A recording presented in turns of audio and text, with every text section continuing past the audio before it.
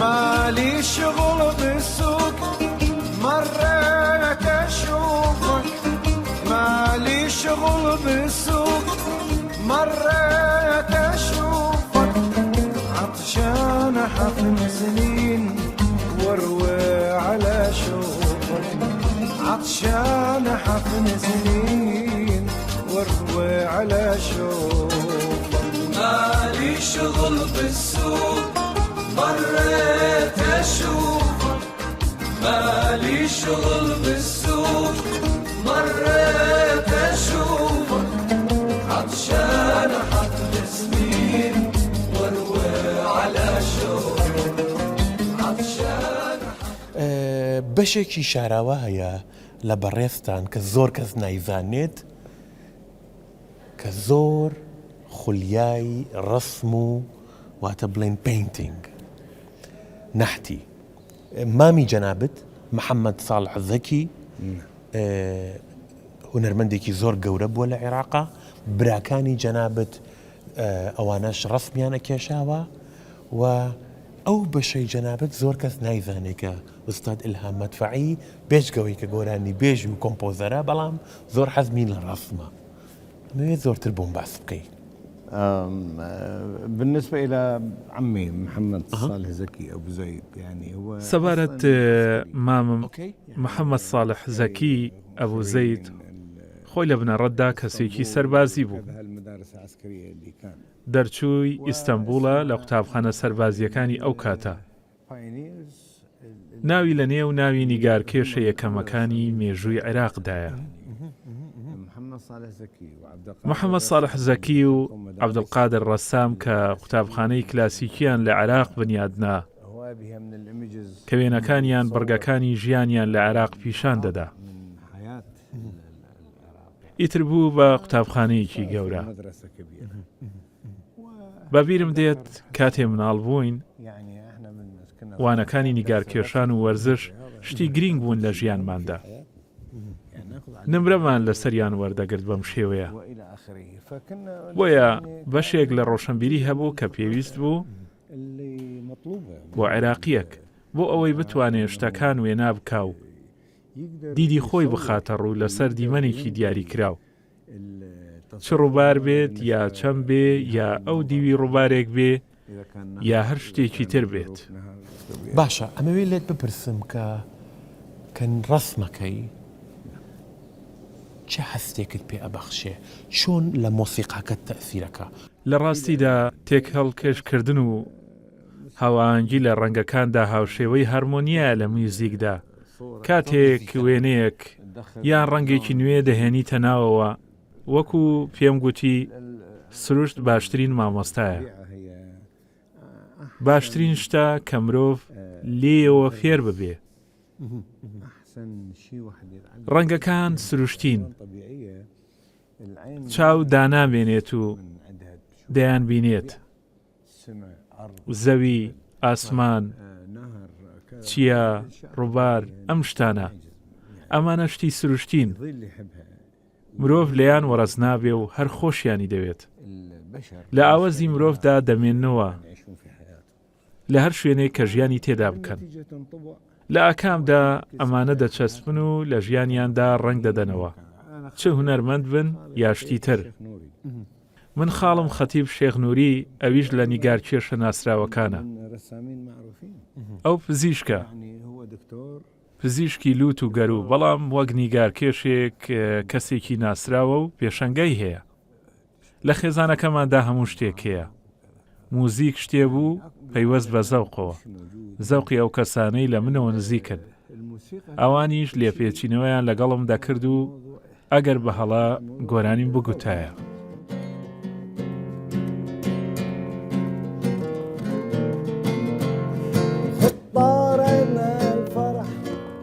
نالك صواني شمو خاف يمون العلم كرش العقد بدموع يقلبي وين الحزن حدر مرفوع دومك تون وانت تبكي دمع مفتوح طيفك كمل جذاب فوق السما مرفوع بالك تصيح بحزن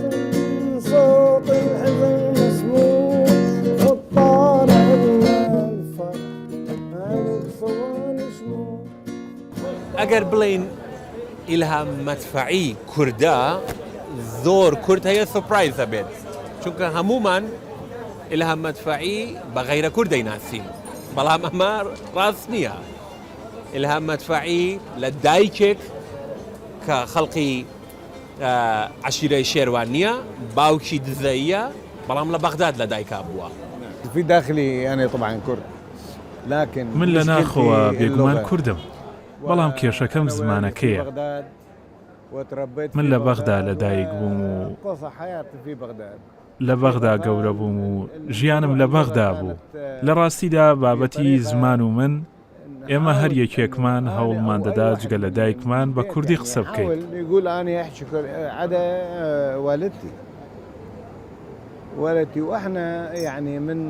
کاتێکیش گەیشتینە قۆناخی دواناوەندی و سەردانی دەرەوەمان کرد بۆ ئەوەی دوایین بەشی ژیانمان بە ئاکام بگەێنین و خوێندن تەواو بکەین و بگەڕێنەوە ئەوە بوو دۆخی هەموو دنیا گۆڕا من بە کورتی و سەبارەت پەیوەندیەکانی ئێمە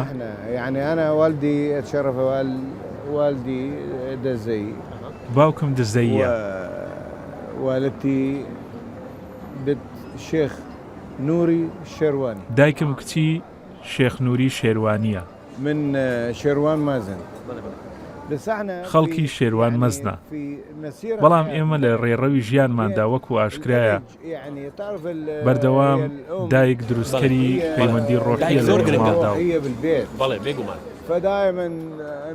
بەردەوام پەیوەندی جۆرا و جۆر لە ژیانماندا لە هەموو شتێک هەر لە ڕێی ئەوە بوو هەر کاتێکیش کە تووڕە دەبوو بە کوردی قسەی دەکرد ئیتر نازانم کوردی بوو تورکی بوو بە هەر حاڵ تەنیا ئەوەندەی لێ فێر بووین کە مافی ئەوەمان نییە دووبارەی بکەینەوە بەڵام ڕۆحەکە وا بوو کە هاوین دەهات و لە مانجی 3 یا 4 و 5 کە قوتابخانە تەواو دەبوو هەمویان ڕویان لە هاوینە هەوارەکان دەکرد ئێمەش لە کوردستان هاوینمان بەسەر دەبرد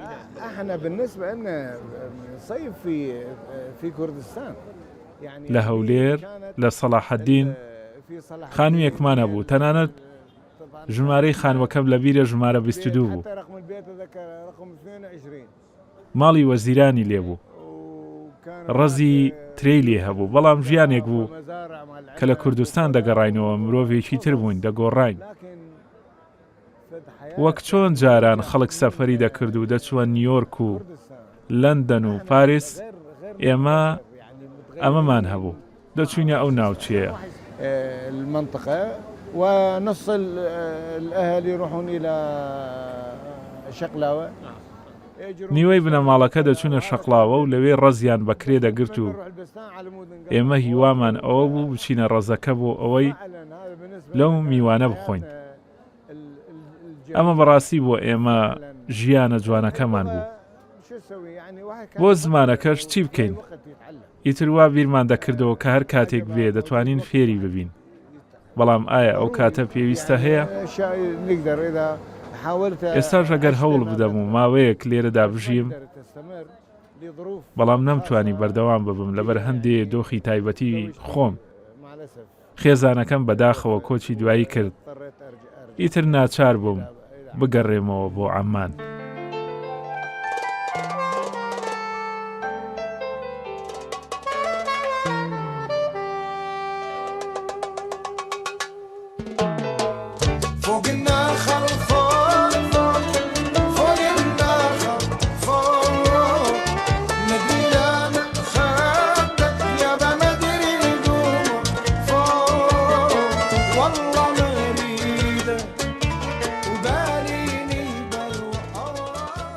لە پەنجاکانە بەکارهێنانی هارمۆنی بەکارهێنانی کۆرد بەکارهێنانی ئامێری غەربی لە عێراق لە بەغداد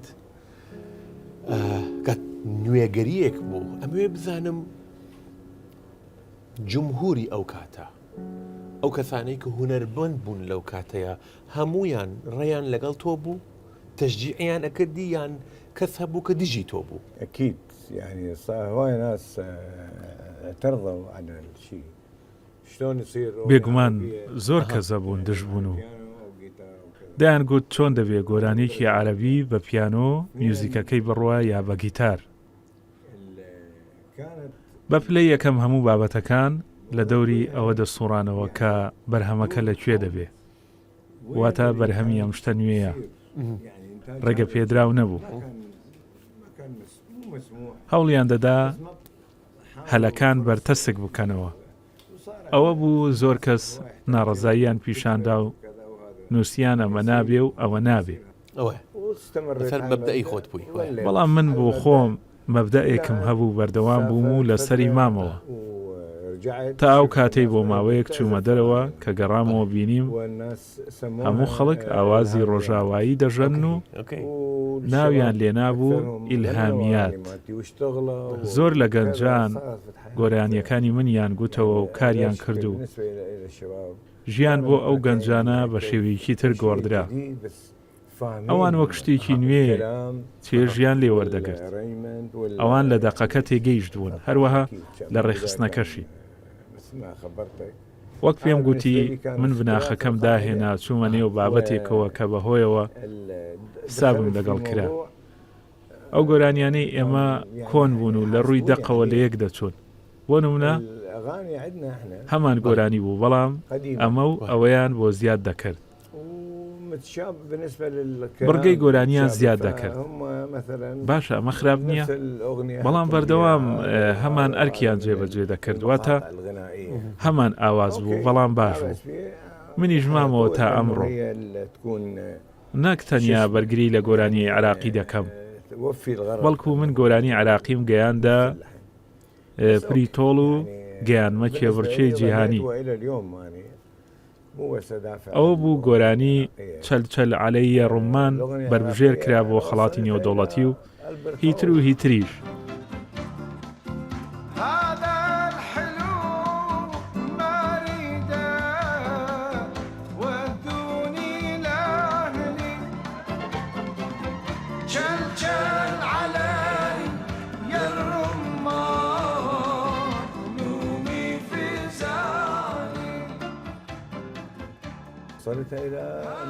لە ڕێی بەردەوامیمانەوە لەگەڵ جەماوەر و لەگەڵ کارگێڕیدا لەگەڵ کاتبەندی و ئەم شتانە تەنیا لەندەن و نیویۆرک و پاریس و ئەڵمانیا و ئەوانی دیکە ئەوان گوێیان لە شتێک دەبوو کە ئاشنای نەبوون. بەڵام من هیچم شی نەکردەوە و بوەستم و بڵێم ئەم ژەنیارە وایە و وایە، چونکە ئامێرەکە وەک قانون و وەک نەی و وەک جۆزە و وەک ئەوانی تر نییە. ئامێرەکە خۆی بۆ جیهان شی دەکاتەوە. ئەمەش بۆ من ئاسانتر بوو. سوپاس بۆخوا.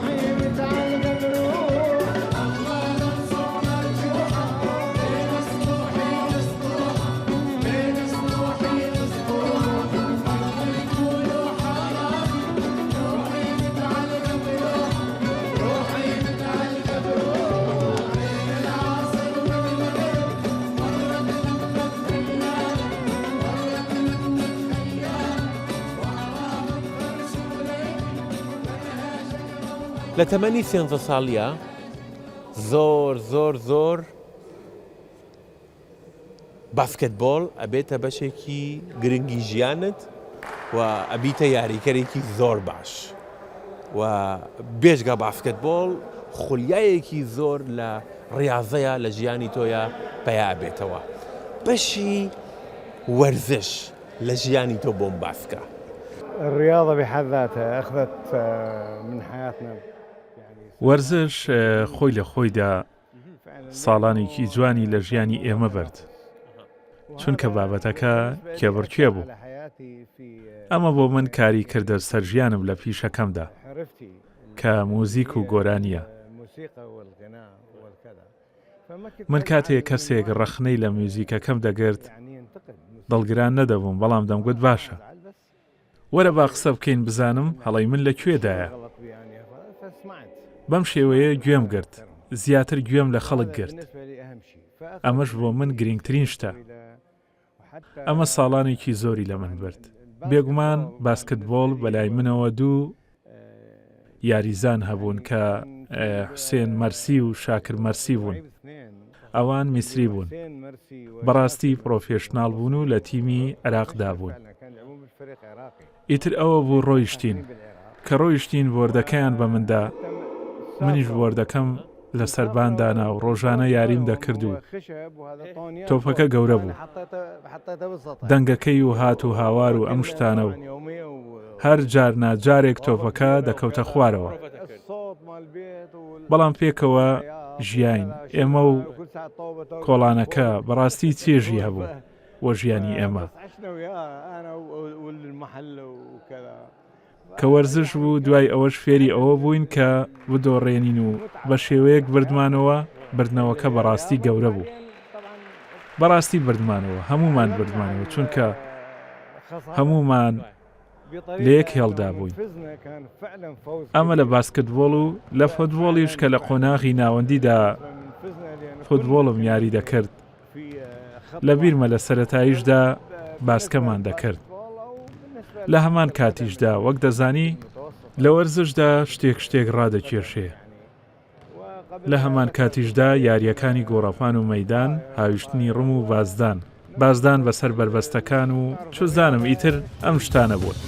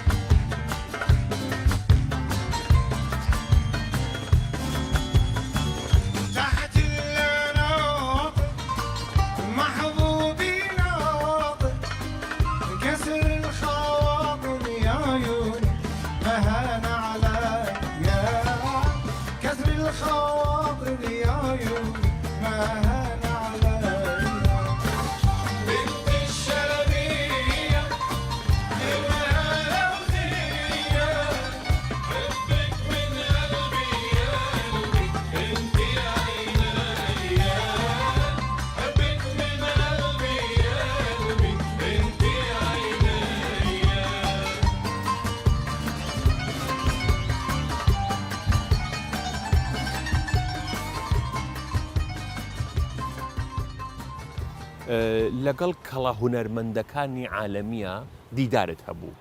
پۆڵ مەکارتنی کە هەموو دنیای ناسێ، ستینگ هەموو دنیا ستینگە ناسێت، زۆر هونەرمەندی تر و بۆ پرینس چارلز شازادەی بەریتانیا موزیکت ژەنی. تەئسیری ئەوان لەسەر بیرکردنەوەی هونەری جەنابەت، لەسەر شێوەی ئەندیشەی جەنابەت چه تأثيركيان هبو؟ هو قبل ما أن يشوف طبعا أعرفهم. پێشەوەی بیان بینم ئەوانم دەناسی. لەبەرەوەی ئەو کاتە کە ئێمە گەنج بووین بە دوای میوزیکی ئەوان دەچوین لە هەموو شتێکدا. لە ئەلبومێکەوە بۆ ئەلبومێکی تر گۆڕانکاری زۆر ڕووی دەدا، بە تایبەت دوای ئەوەی چوونە هیندستان و کریشنا و ئەو شتانە. ئەوان بە گیانێکی دیکەوە گەڕانەوە. ئێمەش شوێن پێی ئەوانمان هەڵگرتەوە. کاتێک کە پۆل لە ناکاو هاتە شوێنێکەوە گوتی تۆ هاتووی من ببینیت بێگومان ئەو منی نەدەناسی. ئەوسا هێشتا قوتابی بووم پەیوەندیم بە بابەتەکەەوە نەبوو. ئێمە تەنیا دەمانویست بڕوانامە وەرگرین و بڕۆین واتە بگەڕینەوە بۆ وڵاتی خۆمان. بەڵام کە ئەو هات دنیا بۆ من بە شێوەیەکی تر خۆی پیشاندا. من گوتم ئەمەیە ئەو پیاوەی پێویستە من بیبینم و لەگەڵی دابنیشم.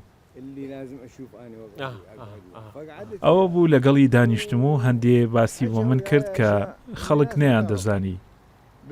باسی بەسەراتەکانی ستۆدیۆ و شوێن و شتیتری بۆ کردم.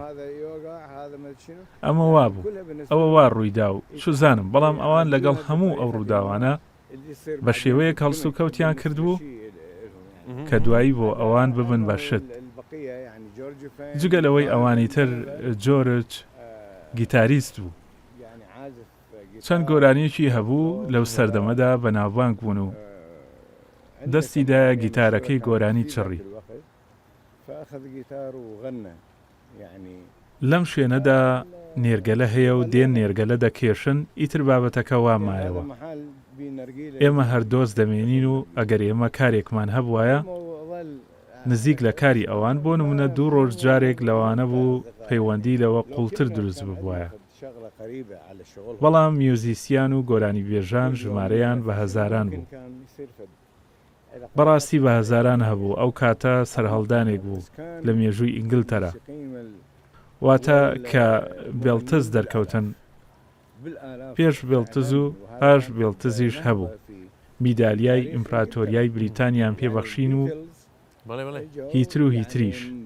ئێمە لەو کاتەدا دەمانگوت ئەو تیفە بووە تیفێکی ناودار و دیار و بەڕاستی کاریگەری بەسەر گەنجانی ئەو سەردەمەوە هەبوو لە هەموو جیهاندا.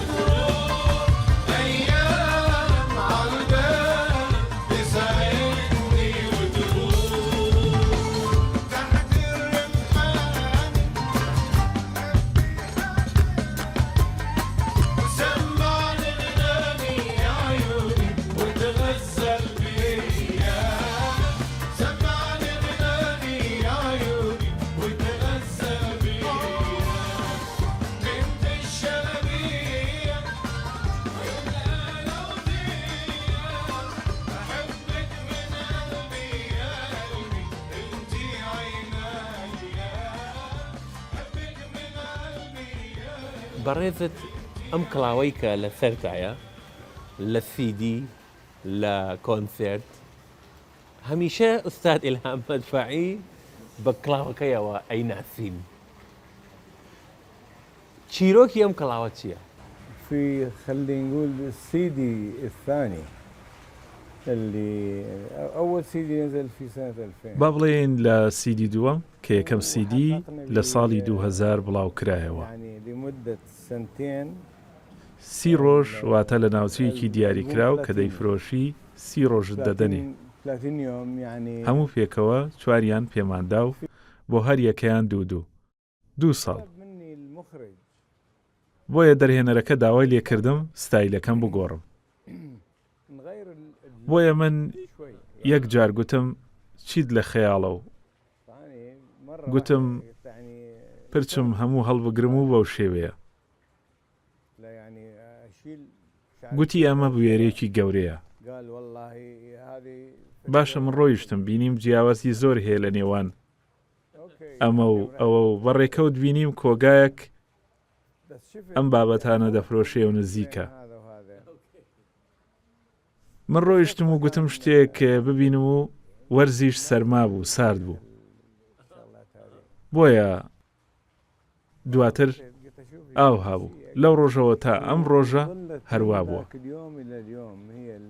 بۆیە من ئەمە شتێکە و هەندێک جار هەز بە حەوانەوەیکی دیاریکراو دەکەم بەڵام ئەمە لە خۆر دەتپارێزێ ئێمە لێرە دانیشتین و ئەگەر بێ ئەمە بوومایە لە ڕاستیدا هەندێک ساردە بۆیە وێنەکە بەم شێوەیە مایەوە زۆر لە خەڵکی هەر بەم کڵاوە وەک ناوی لێدەنین دەمناسنەوە جارێکیان ڕۆیشتم بۆ داوەتێکی گەورە نزیکەی 400 کەس لەوێ بوون و ڕۆیشتم و ئەمە لە بندەستم بوو لەوێ خەڵکی نەمیان ناسیەوە نەمیان ناسیەوە بەبێ ئەمە و دواتر هەندێک شت ڕوویاندا گوتیان فەرموو بۆ ئێوارە خوان و کڵاوەکە لە بن قۆڵم مایەوە گوتیان بۆ کوێ دەچی من بەبێ ئەوەی ئاگدار بم لەسرم کرد و خەڵکی منیان ناسیەوە بۆیە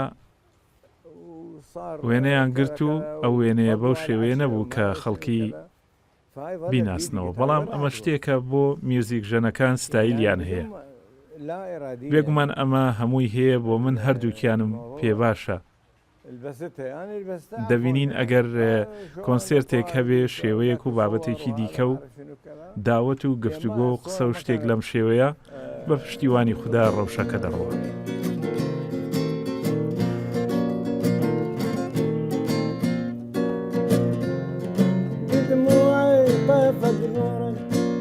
نمسح دموع الطيف شمسح جزاني الوقت راح الحلم يوحف قمري وما مشبات ليش احنا مش بصيف ظلمة ودواشق حزن لكن روحي بكيف غرب شراع الفرح اهلين جانا الضيف حسبالي يسوى العتب ثاني العتب مرفوع الطار عنا الفرح عليك صوان شموع خطار عنا الفرح عليك صوان شموع خطار عنا الفرح عليك صوان شموع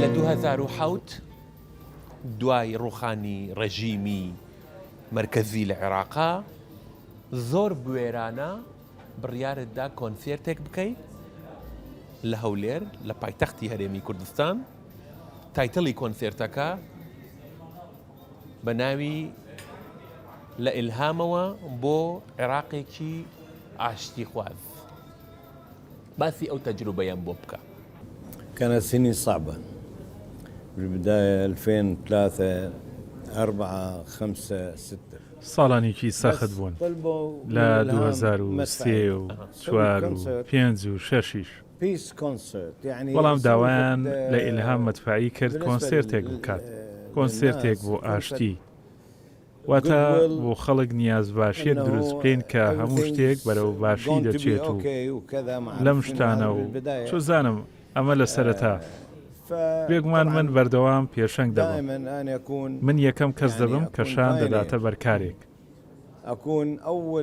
ئەمە تایبەتمەندێکی منە ئێمە نەمان دەزانی چارەنووسی کۆنسێرتەکە چۆن دەبێ و لەکوێ دەبێ ئیتر ئەوە بوو تەنانەت داوام کرد بە هێلیکۆپتەر بم گوازنەوە بۆ یاریگەی شەعب و دوای ئەوە دەست پێ بکەین لەبەرەوەی ئێمە لە دەرەوەی عێراق بووین بەڵام بڕیارمدا لە هەولێر بیکەم لە هەولێر هاوانگی دروست بوو لەگەڵ هەموو لایەنەکان بیرمان لەوە کردەوە کە کۆنسێرتەکە لە هەولێر بێ و تۆمارکردنەکەش لەبەرەوەی کۆنسێرتی ئاشتی بوو ئەو ئێزگانەی پەخشیان دەکرد نزیکەی 8 ئێزگە بوون کە بەنیاز بوون کۆنسێرتەکە پەخش بکەن هەمان شت سرودی مەوتنیمان بە کوردی چڕی بۆ نمونە کارێکی جوان بوو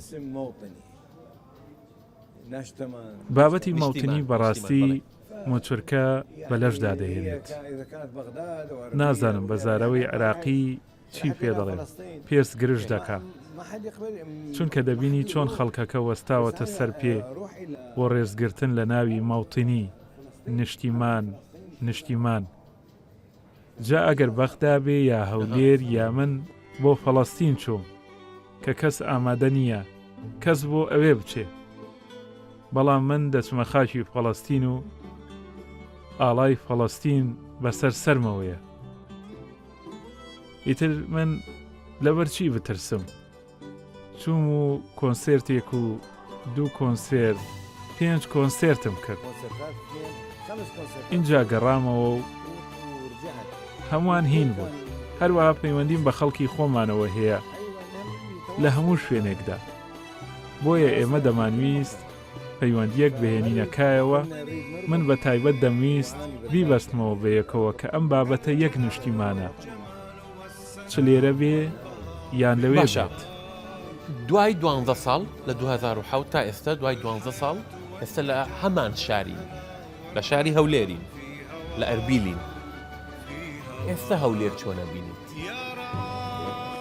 بەڵێ، بێگومان گۆڕانکاریەکی گەورە هەیە. ئێمە لە هەمانەو شارە دانین. ئەمە نوێیە، من پێش 6 ساڵ 7 ساڵ ئەمە نەبوو. ئەم شەقامە هەبوو، بەڵام بەم شێوەیە نەبوو. ئەم بابەتی پێشخستنە و خۆشەویستی ئینتیما بۆ وڵاتەکەت وات لێ دەکا بنیاد بنیت و هەندێشت بکەیت چ بۆ خۆت بێ یان بۆ خەڵکەکە. ئەم باڵەخانە زەبەلاحە لێرە کە بینیمان ئەمە نوێیە، من نەمدیوە، بەڵام ئەو هەستەشت لەلا دروست دەکات کە وڵاتەکە بە درێژایی کات لە گەشەکردندایە و شتی نوێ دەخاتە ڕوو. ئێستا بڕۆیت و 6 مانگی دیکە بیتەوە شتی نوێ دەبینی. هەروەها دەگەڕینەوە و دەڵێن کەشی هەولێر و هاوینە هەوارەکان کە سەلاحەدین و سەری ڕەش ئەمانە بوون، دڵگیرترین بوون. لە ڕاستیشدا ئێستاش هەروەهان. ئێمە ئەمڕۆ لە ڕۆژێکی بەهاری داین و هەتاو دەرکەوتووە. دەبینین ئاماژەکانی بەهار دەرکەوتون و بزانە تا ئەو کاتەی تۆ وڵاتی خۆت خۆش بێ، هەر شتێک لە وڵاتەکەتدا ڕووبدا هەر خۆشت دەوێت. الشباب لن يكل همه وتستقل أو يبيد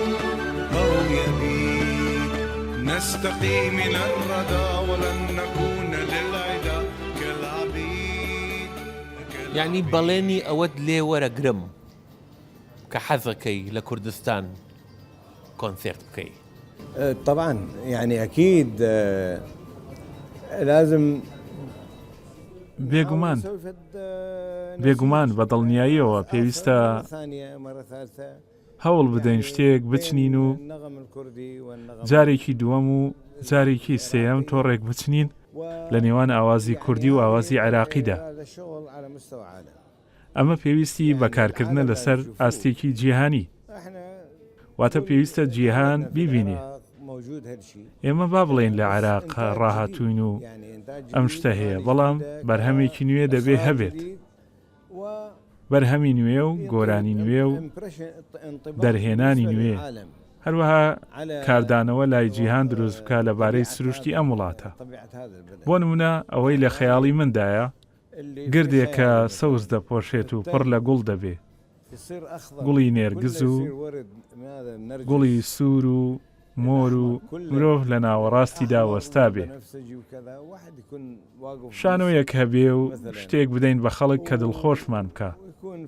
بەداخەوە ساڵان بە خێرایی تێپەڕین و پەنا بەخوا دەتوانین ئەم شتانە بەدی بهێنین.